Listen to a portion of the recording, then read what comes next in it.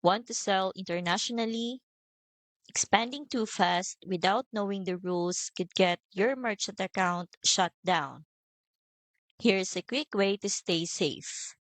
Make a simple list of the countries you want to sell to and mark whether your processor allows transactions there. Some processors have strict restrictions, and selling into those regions without approval can trigger an account freeze. Going global is exciting, but every processor has its own rules about where and what you can sell. Many new merchants don't realize until it's too late. They start getting orders from restricted regions, and suddenly their funds are on hold.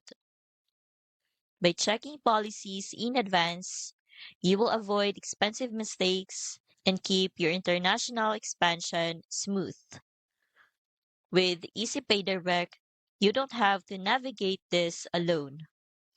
They will help you structure your international sales and connect you with banking partners that support your target markets. I've linked EasyPay Direct in the description so you can check it out. They will also provide transaction routing, which helps your international payments process more reliably without breaking processor rules. If you're ready to expand worldwide without risking shutdown, EasyPay Direct can guide you every step of the way.